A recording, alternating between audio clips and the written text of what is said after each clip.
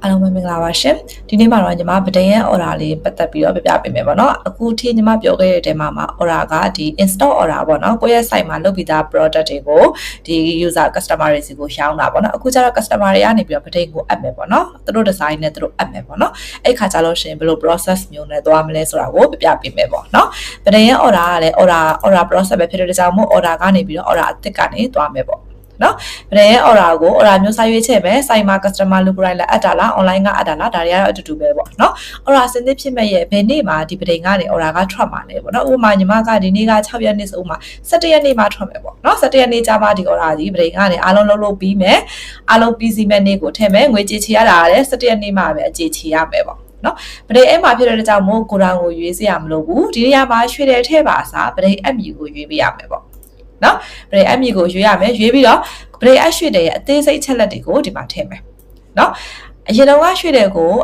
ဒီရွှေတယ်ကိုအရင်တော့ထည့်ခဲ့ဘူးလဲဆိုရင် copy ကူးမယ်ကိုရေးလို့ရတယ်ပေါ့နော်အခုကျတော့ညီမတို့ကရွှေတယ်တစ်ခုမှဗဒိန်အရွှေတယ်ကိုတစ်ခုမှမထည့်ရသေးဘူးဆိုတော့အသစ်ဖန်တီးမိကနေပဲစပြီးတော့ထည့်မယ်ပေါ့နော်အသစ်ဖန်တီးမိရနေစားထည့်မယ်ပေးသွင်းသူပေါ့ပေးသွင်းသူကမိမိဗဒိန်ပေါ့မိမိဆိုင်ကဗဒိန်လားဘယ်ဗဒိန်ပေးသွင်းသူနေရာမှာဘယ်ဗဒိန်ကိုအပ်မှာလဲဗဒိန်ရဲ့နာမည်ကိုထည့်ရမယ်ပေါ့နော်ဥပမာကိုကဗဒိန်3ခုနဲ့အလုပ်လုပ်တယ်ဗဒိန်1ဗဒိန်2ဗဒိန်3နဲ့အလုပ်လုပ်တယ်ဆိုပေးသွင်းသူနေရာမှာဗဒိန်2ကိုထည့်ရမယ်ဗဒိန်2ဒီကိုယ့်ရဲ့ပေးသွင်းသူဖြစ်သွားမယ်နော်အဲကြောင့်မို့ပေးသွင်းသူတဲမှာဗဒိန်2ကိုအရင်ထည့်မယ်ဗဒိန်2ရဲ့အချက်လက်ဖုန်းနံပါတ်တွေကိုအရင်ထည့်မယ်ပြီးတော့မှဒီနေရာမှာဗဒိန်2ကိုရွေးမယ်ပေါ့နော်အခုကတော့ဥပမာကိုကကံပွေးဆိုင်ကဗဒိန်နဲ့ထည့်မယ်ဆိုကံပွေးရတနာရွှေဆိုင်ကဗဒိန်မှာတော့အပ်တာတယ်ပေါ့အဲ့လိုပုံစံပေါ့နော်ဒီ customer လာပို့တဲ့ဒီရွှေရဲ့ design လေးတွေပေါ့နော်ပုံလေးတွေထည့်မယ်ရှေ့ထည့်လို့ရတယ်မရှိရင်လည်းထည့်စရာမလိုဘူးပေါ့နော်အထည်မျိုးစားဘလို့အထည်လဲပေါ့ဒါရွှေတယ်နဲ့တူတူပဲပေါ့နော်ရွှေတယ်လားကြောက်မြတ်လားရွှေတယ်ပေါင်းကြောက်မြတ်လားပေါ့နော်ပြီးတော့ရွှေတယ်ကဘာအပ်မှာလဲငကက်လားဘာလားညာလားပေါ့နော်ရွှေတယ်အမည်ပေါ့ညီမကရွှေတယ်အမည်ကို factory လို့ပေးလိုက်မယ်နော် factory 1လို့ပေးလိုက်မယ်နော်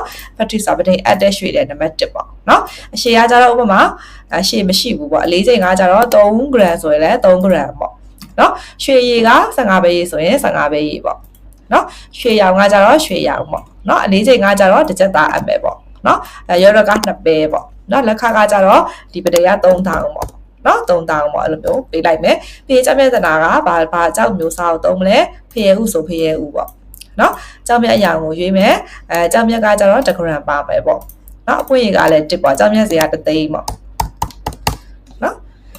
်ရွှေတယ်ထည့်တယ်လို့ပဲပေါ့နော်အကုန်လုံးထည့်ရမယ်ဗဒိန်အရွှေတယ်အသေးစိတ်အချက်လက်တွေနော်ကျော်ရောကဘယ်လောက်လဲလက်ခကဘယ်လောက်လဲနော်ရွှေချိန်ကဘယ်လောက်လဲအကုန်ထည့်ရမယ်နော်ထည့်ပြီးလို့ရှိရင်ဗဒိန်ကြာချိန်ဗဒိန်အပ်တာဘယ်နည်းကြာမှာလဲဗဒိန်မှာဒီနေ့ကကျမတို့မှာဒီနေ့ကဘယ်နည်းရှိပါလဲဆိုတော့6ရက်နေ့ရှိပါလေ17ရက်နေ့ဆိုတော့9 8 9 10 17 5ရက်ကြာမယ်ပေါ့နော်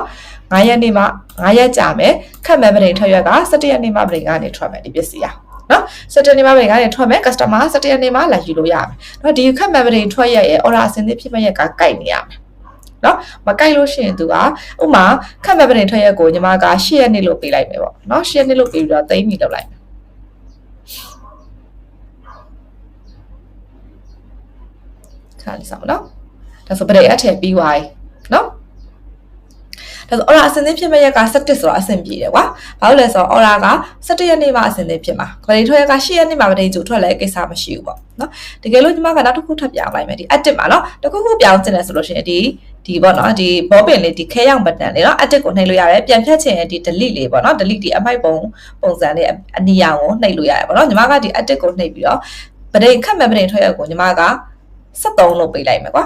နော်ဒီ order အစင်းသစ်ဖြစ်မဲ့ရက်က17ရက်ဗဒိန်က73ရက်နေ့မှာထွက်မယ်ဆိုရင် order အစင်းသစ်ဖြစ်တဲ့ရက်ထက်ကိုနောက်ကျတယ်ဗဒိန်ထွက်ရက်ကနော်ဒီ case မှာညီမသိမ်းမျိုးလုပ်ကြည့်မယ်နော်သိမ်းမျိုးလုပ်ရင်အောင်မြင်တယ်နော်အောင်မြင်တယ်လို့ပြောတယ်ဒါပေမဲ့လည်းညီမကဒီနေရာမှာ quantity ကိုတစ်ထားမယ်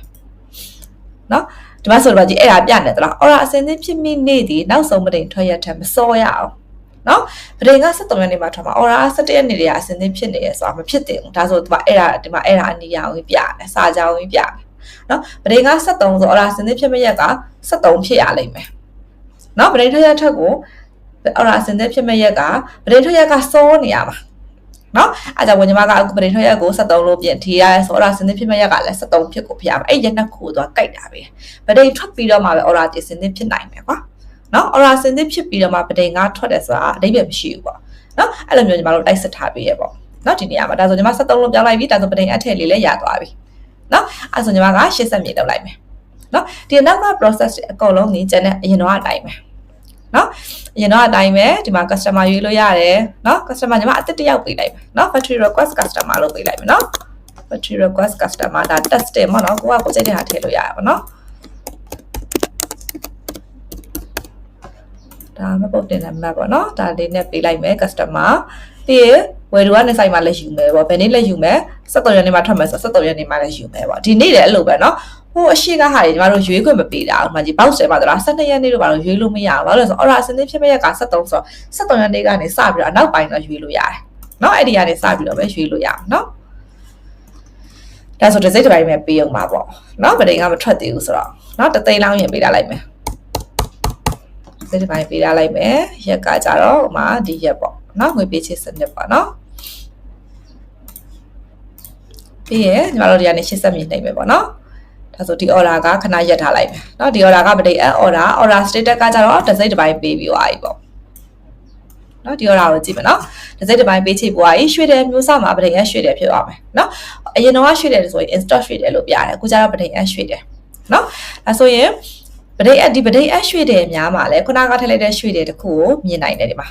เนาะခုနကထည့်တဲ့ရွှေ့တယ်ကိုဖြတ်မယ်ဆိုဖြတ်လို့ရမှာမဟုတ်တော့ဘူးเนาะဗတိန်ရွှေ့တယ်ကိုအသုံးပြုထားတဲ့ကြောင့်မို့ e-order ချက်လက်ကိုဖြတ်လို့မရအောင်เนาะဖြတ်ခွင့်မပေးဘူးเนาะဒီမှာဆိုရင်ဒီရွှေတဲ့ကိုကြည့်နိုင်တယ်ပေါ့နော်ညီမတို့ဒါဆိုလို့ရှိရင်ဒီ order မှာဆိုလို့ရှိရင် order အစင်းသစ်ဖြစ်မဲ့ရက်က73ရက်နေ့မှာအစင်းသစ်ဖြစ်မှာဆိုတော့ဒီ dashboard မှာเนาะပရိတ် track ရဲ့နီးကပ်ကြော်လုံးမှာကြည့်နိုင်မှာမဟုတ်ပရိတ် track ရဲ့နီးကပ်ကြော်လုံးကတပတ်လုံးမှာပြပေးတာသူကเนาะအဲ့လိုဆို order ခဏလောက်ပြင်လိုက်ရအောင်เนาะပြင်မယ်ဘယ်လိုပြင်မယ်ဆိုတော့ဒီနေ့ကခဏလေးเนาะ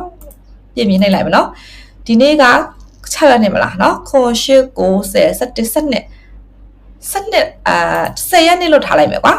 เนาะဒါကို10ရက်နေ့ထားလိုက်မယ်ပြင်လို့မရတော့ဘာလို့လဲဆိုတော့ငွေပေးချေပြီးသွားပြီတစ်စိတ်တစ်ပိုင်းပေးချေပြီးသွားပြီဆိုတော့ပြင်လို့မရတော့เนาะတစ်စိတ်တစ်ပိုင်းပေးချေပြီးသွားပြီဆိုတော့အဲ့ဒါစင်သစ်ဖြစ်မဲ့ရက်ကိုပြင်လို့မရအောင်ဗတိန်အဲ့ရက်ကိုခဏနေเนาะဗတိန်ထွက်ရက်ကို ဗတိန်ထွက်ရက်ကို10ရက်လို့ပြင်လိုက်မယ်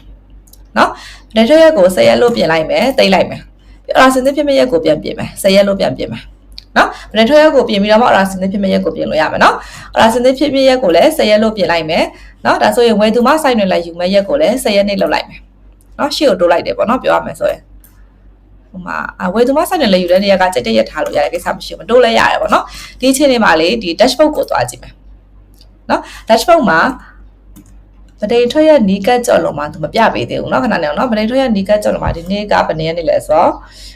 4လပိုင်း6ရက်နေ့နော်ခွန်8 9 10ရက်နေ့ကဗတိန်ထွက်ရမှာပြပေးရမယ်ပေါ့နော်ဗတိန်ကို17ရက်မှာပြပေးရမယ်ခဏလေးနော်အဲ့ဆိုရင် order ပြခဏတပြန်ကြည့်မယ်နော်ခဏနေရနော်ငွေချေချရမယ့်နေ့က17ရက်နေ့ order စင်သစ်ဖြစ်မယ့်ရက်က10ရက်နေ့ပြင်ပြီပေါ့နော်ခဏလေးနော် order စင်သစ်ဖြစ်မယ့်ရက်က10ရက်နေ့ငွေချေချရမယ့်နေ့ကလည်း10ရက်နေ့လုပ်လိုက်မယ်နော်ဒီနေရာမှာဗတိန်ဗတိန်ကအဲ့ဒါလေနော်10ရက်နေ့ပဲနော်သူ့ကို9ရက်နေ့ပြောင်းလိုက်မယ်နိုင်နော်ဗတိန်ထွက်မဲ့ရက်က9ရက်နေ့ order စင်စစ်ဖြစ်မဲ့ရက်ကလည်း9ရက်နေ့ပြောင်းလိုက်မယ်ငွေချေချရမယ့်ရက်ကကြတော့10ရက်နေ့ပြောင်းမယ်ခဏလေးနော်ဒီနေရာမှာ dashboard ကိုတွားမယ်ဆိုရင်ဒီနေရာမှာဗတိန်ထွက်ရက်နီးကပ်မှာပြပေးရပါတော့ဗတိန်ထွက်ရက်ကနီးကပ်နေပြီပေါ့ဒီနေရာမှာဗတိန်ထွက်ရက်ကိုပြန်ပြောင်းမယ်နော်ဗတိန်ထွက်ရက်ကိုခဏလေးနော်ဗတိန်ထွက်ရက်ကိုဗတိန်ထွက်ရက်ကိုဒီနေ့က6ရက်နေ့နော်ခွန်6ခွန်8ကိုလို့ပြောင်းကြည့်မယ်နော်ကိုလို့ပြောင်းပြီးတော့ရာစင်သစ်ဖြစ်မဲ့ရက်ကိုလည်းကိုလို့ထားလိုက်မယ်ပေါ့နော်ဒီချိန်လေးမှာ dashboard ကိုသွားမယ်ဗတိန်ထွက်ရက်နီးကပ်ဝင်တယ်ပေါ့နော်ဒါဆိုရင်ဗတိန်ထွက်ရက်နီးကပ်ကဗတိန်ထွက်ရက်နီးကပ်က3ရက်ပေါ့နော်ဒီနေ့ကနေပြီးတော့နောက်ထပ်3ရက်မှာဗတိန်ထွက်ရက်ရောက်တော့မယ်ဆိုရင်အဲ့ဒီ order ကိုသွားပြပေးတယ်နော်ဒီတစ်ဆိုပြီးတော့ဒီမှာပေါ်တယ်နော်ဒီတစ်ကိုနှိပ်လိုက်ရင်နောက်3ရက်ကြာရင်ဒီ order ဒီဗတိန်ကထွက်တော့မယ်ဗတိန်ကိုကြိုပြီးတော့ဒီ order ဒီအဆင်ပြေပြီလား3ရက်ပဲလိုတော့တယ်နော်3ရက်ကြာရင်ပြီးရတော့မှာနော်ဒါဆိုဗတိန်ကိုပို့ပြီးတော့ confirm လုပ်လို့ရတယ်ပေါ့နော်နောက်3ရက်ပဲကျန်တော့တယ်နော်ပြီးပြီလားဗတိန်ကနော်ထွက်လို့ပြီးပြီလားဗတိန်ကနော်ပြီးလို့ရှိရင်တကယ်လို့ဗတိန်ကဥမာဒီအခုဆို9ရက်နေ့ကွာ 9ရက်နေ့လည်းရောက်သွားပြီကွာပဒေကမပြီးသေးဘူး10ရက်နေ့တောင်ရောက်သွားပြီဒီ order ကဒီပေါ့နော်တစ်စိတ်တစ်ပိုင်းငွေပေးချေပြီး order check အဆင့်ကိုမရောက်သေးဘူးပေါ့ပတ်စံကတော့ customer ပေးမှာပေါ့နော် order check လုပ်တဲ့ဒီ check လေးကိုမနှိပ်ရသေးဘူးပဒေကလည်းဘာမှမပြောသေးဘူးဆိုဒီ order ဒီကြော်လုံး order တွေကိုရောက်သွားမယ်ဒီကြော်လုံးမှာတက်တက်ဖြစ်မယ်ခါကြတယ်เนาะကြော်လုံးမှာတက်ဖြစ်အနေနဲ့များတယ်ကွာဒါဆိုလို့ရှိရင်ပဒေကနောက်ကျနေရဆိုတဲ့အတိတ်ပဲเนาะပဒေထွက်ရဲ့နီးကတ်ဆိုတာဒီအရှိကတက်အဆက်လက်0အရှိမှာတက်ဒီပဒေထွက်ရဲ့နီးကတ်ဆိုတဲ့အတိတ်ပဲအနေနဲ့မများသေးဘူးပဒေထွက်ရဲ့နီးနေပြီပဒေကိုတော့ဖုန်းဆက်ရတော့မယ်အနောက်မှာဒါ1တို့2တို့ဖြစ်နေဒီ order ဒီနောက်ကျနေပြီဆိုတဲ့အတိတ်ပဲကွာเนาะပဒေကို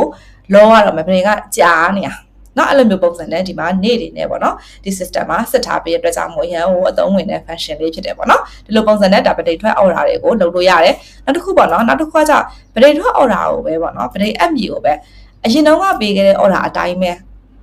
order အတိုင်းကိုပါ site လေးပါလေးချိန်ပြီးပြန်လို့ခြင်းနဲ့ဆိုအသက်အကုန်လုံးထည့်စရာမလို copy ကူးမြေကိုလုပ်လိုက်လို့ရတယ် copy ကူးမဲ့ဆိုအရင်တော့ကမှတ်ထားတဲ့ရွှေ့တဲ့နံပါတ်နဲ့ဒီမှာရှာလိုက်လို့ရတယ်နော်ဒါဆိုဒီရွှေ့တဲ့ဆိုဒါအခုတစ်ခုပဲ share ဆိုတာရှာလို့ရတယ်ပေါ့နော်ရွှေ့တဲ့အမည်သို့မဟုတ်ရွှေ့တဲ့နံပါတ်နဲ့ရှာပြီးတော့ဒါကိုဒီလိုမျိုးဒီဘတ်တန်လေးနော်ဒီဘတ်တန်လေးကိုနှိပ်လိုက်ရင်သူအရင်တော့ထည့်တဲ့ information တိုင်းအကုန်လုံးထည့်ပေးတယ်ရွှေ့ချိန်တွေပါလေးပြင်ချင်တယ်ဆိုရင်ဒီမှာနည်းနည်းပြင်လိုက်ပေါ့ရွှေ့ချိန်နည်းနည်းပြင်လိုက်နော်ဈေးတွေပါလေးပြင်ချင်တယ်ကြောက်တွေပါလေးနည်းနည်းပြင်ချင်တယ်ဒီမှာပြင်လို့ရတယ်ပြင်ပြီးတော့သိမ်းပြီဆိုထည့်လိုက်လို့ရှိရင်ဒီရွှေ့တဲ့အစ်စ်နေနဲ့သွားပြီးတော့သိမ်းသွားတယ်ဒါပေမဲ့ရွှေ့တဲ့နာမည်ကိုတော့ပြင်ပေးရမယ်နော်ရွှေ့တဲ့နာမည်ကိုပြင်ပေးရမယ်ပြီးလို့ရှိရင်ဒီပဒေအကြာချိန်တွေပါလေးပြန်ထည့်ပေးရမယ်နော်အရင်တော့ကအတိုင်းပဲအကုန်လုံးကူးပြီးထည့်ချင်တယ်ဆိုရင် copy ကူးမိရတယ်ထည့်လို့ရတယ်အသစ်ဖန်နေပြီဆိုအသစ်ပေါ့နော်ဒီ reset လုပ်ပြီးတော့နှိပ်လိုက်ရင်အကုန်လုံးပျောက်သွားမယ် reset ဆိုအကုန်လုံးပျောက်ပြီးတော့အစားအနေပြန်ထည့်လို့ရတယ်ပေါ့နော်ဒါတွေကလည်းအသုံးဝင်တဲ့ function လေးတစ်ခုပဲဖြစ်တယ်ပေါ့နော်ဒါဆိုညီမဒီနေ့ရှင်းပြပေးသွားတာတော့ပဒေအထက်တွေနဲ့ပတ်သက်ပြီးတော့ရှင်းပြပေးသွားတယ်ပဒေထွ